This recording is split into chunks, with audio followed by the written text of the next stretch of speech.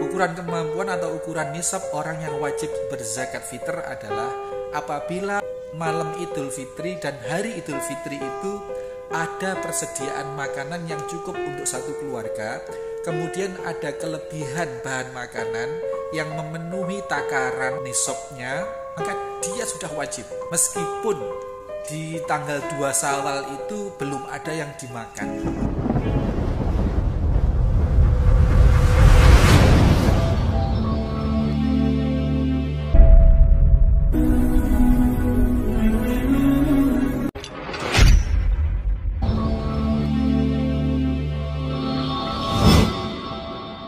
Assalamualaikum warahmatullahi wabarakatuh. Marhaban ya Ramadan. Teman-teman sekalian, berjalan waktu Ramadan kita menuju akhir Ramadan, dan satu hal yang tidak boleh kita lupa adalah zakat fitri. Zakat berupa bahan makanan pokok, di kita beras lah ya, di kita beras. Dan takaran-takarannya sudah banyak dijelaskan dalam kajian-kajian fikih. Ya, di kita standar dulu kita kenal dengan 2,5 kilo, 2,6 kilo. Maka di kita di Al-Firas ini kita tetapkan 2,8, 2 kilo 8 on. Jadi bahan makanan yang terbaik. Sebenarnya tidak harus beras yang terbaik, tetapi ukurannya adalah beras standar yang memang sehari-hari kita makan. Kalau memang sehari-hari kita makan beras yang seharga 10.000, ya seperti itu. Kita beras yang 11.000 yang seperti itu. Nah, tetapi kita ingin memberikan yang terbaik, toh lebihnya tidak seberapa. Kalaupun kita membelikan beras yang terbaik, selisihnya hanya beberapa ratus perak begitu, itu insya Allah lebih baik. Insya Allah lebih baik. Nah, zakat fitr ini, zakat makanan ini diberikan. Ya, yang paling utama adalah waktu yang paling utama adalah setelah sholat subuh, sebelum sholat Idul Fitri. Tetapi kita bayangkan kalau zakat fitri ini kan maksudnya agar orang yang miskin, yang tidak punya persediaan makanan, bisa merayakan hari raya makan. Jadi hari raya Idul Fitri, Idul Fitri itu maksudnya adalah merayakan makan-makan begitu. Setelah sebulan penuh kita berpuasa di siang hari, maka Idul Fitri kita merayakan makan-makan.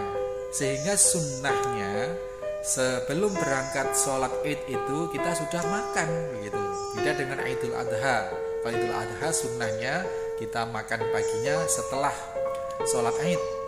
Jadi kaidahnya setelah sholat Idul Adha memotong hewan kurban, kemudian makan dari hasil sembelihan itu. Tetapi kalau Idul Fitri, karena kewajiban berpuasa di bulan Ramadan itu adalah dari sejak subuh atau fajar kemudian sampai tenggelam matahari, maka di hari raya Idul Fitri subuh itu kita tidak lagi diperkenankan untuk berpuasa, haram, bahkan 1 Syawal haram berpuasa.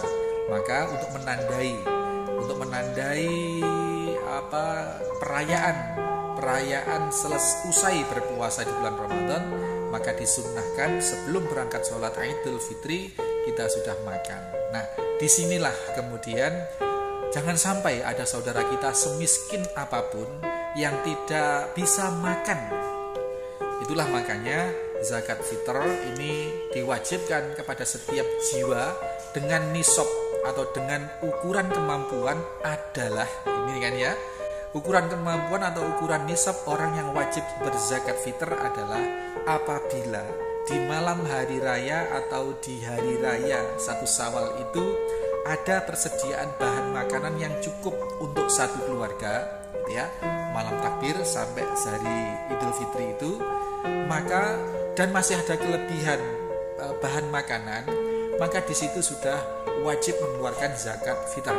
Jadi tidak nunggu orang harus punya sawah, tidak nunggu orang punya kendaraan, tidak nunggu orang punya tabungan, tidak nunggu orang punya beras berkintal-kintal gitu ya. Jadi ukurannya adalah apabila malam Idul Fitri dan hari Idul Fitri itu ada persediaan makanan yang cukup untuk satu keluarga, kemudian ada kelebihan bahan makanan yang memenuhi takaran, itu nisabnya, apakah 2,5, apakah 2,6, apakah 3 kilo, itu ya. Jadi standarnya seperti itu, maka dia sudah wajib zakat fitrah, meskipun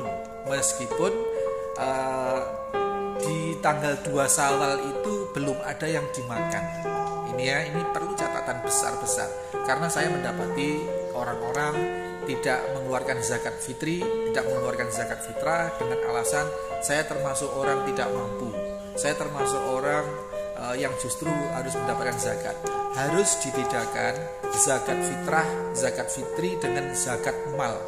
Kalau zakat mal memang orang harus punya harta yang setara dengan 86 gram emas, dan itu harus bisa berhenti atau tidak berkurang selama 1 tahun. Itu memang orang kaya, zakat mal.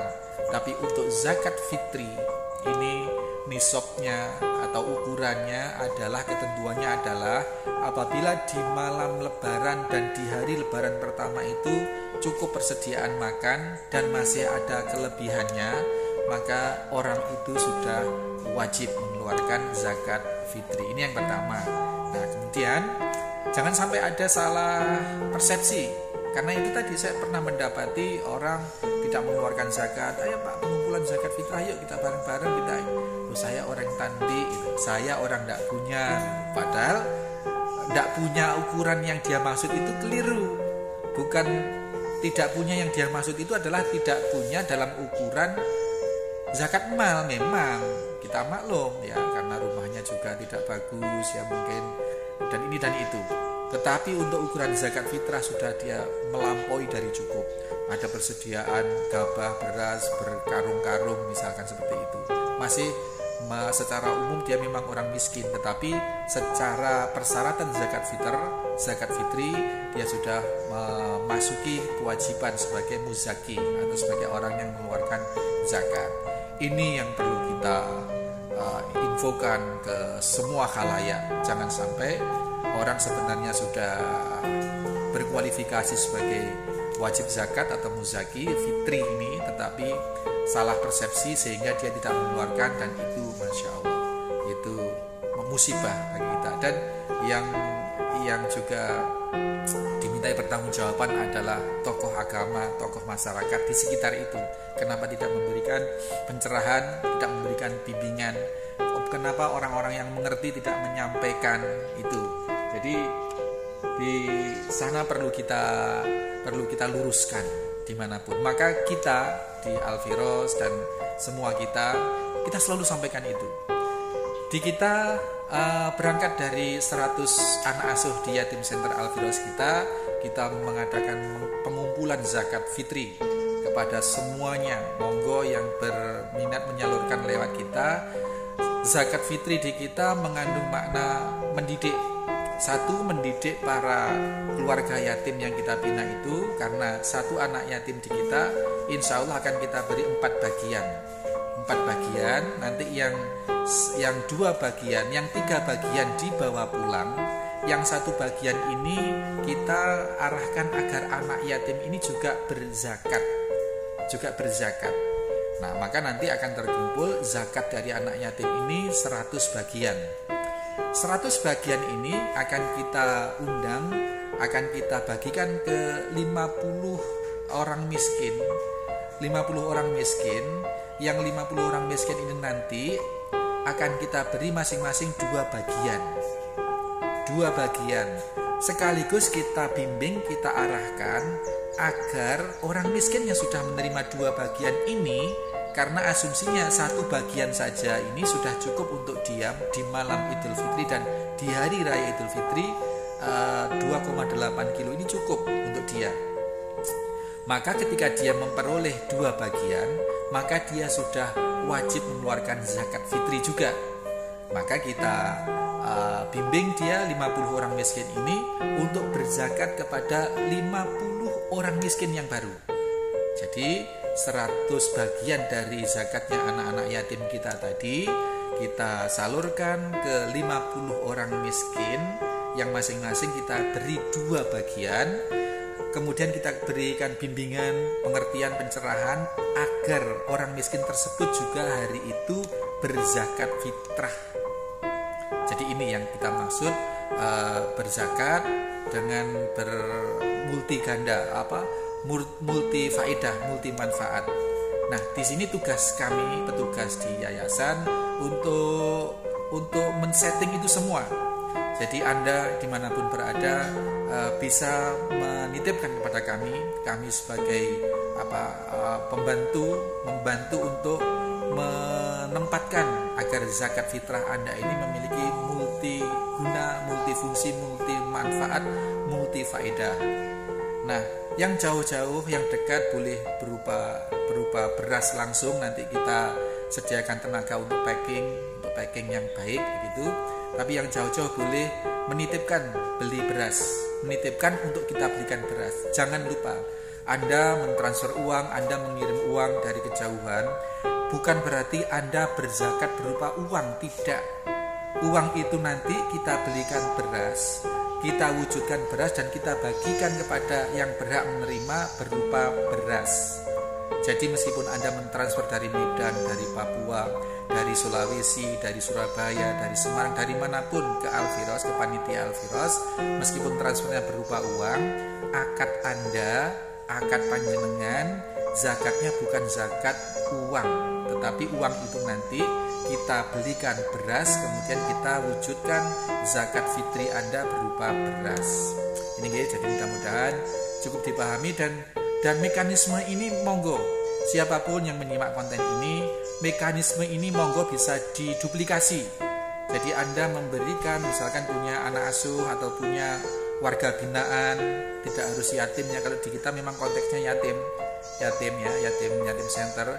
Kalau Anda mungkin di lingkungan Anda takmir masjid atau lingkungan, silahkan seperti itu tadi, kumpulkan 1000 paket misalkan.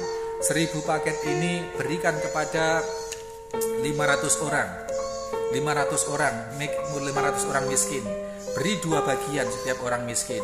Nah, orang miskin 500 tadi itu nanti beri pencerahan, beri arahan, beri bimbingan untuk juga saat itu juga berzakat fitrah kepada 500 orang miskin baru. Sehingga selain kita memberikan hadiah atau menyalurkan zakat fitrah dari para muzaki fitri, kita juga memberikan edukasi kepada banyak orang. Ini insya Allah pemberian zakat kita berfungsi ganda, berfaedah ganda, dan mudah-mudahan bisa menimbulkan efek bagi lebih akuratnya fungsi zakat fitrah ini, yakni sebagai memberi makan kepada orang yang memang membutuhkan, orang miskin, dan kepada diri kita adalah penyempurna ibadah puasa kita.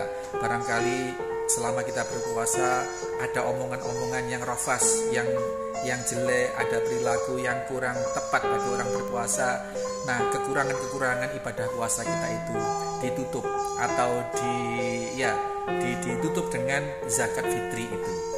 Demikian, mudah-mudahan cukup jelas, dan apabila masih kurang jelas bisa berinteraksi melalui kolom komentar di bawah ini, dan insya Allah pasti akan kita tanggapi, apalagi yang sifatnya pengembangan dari apa yang kita bahas kali ini.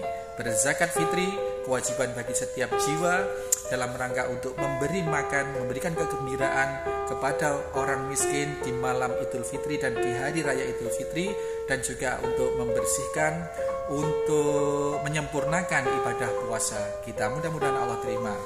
Usikum wa nafsi bitaqwallah. Assalamualaikum warahmatullahi wabarakatuh.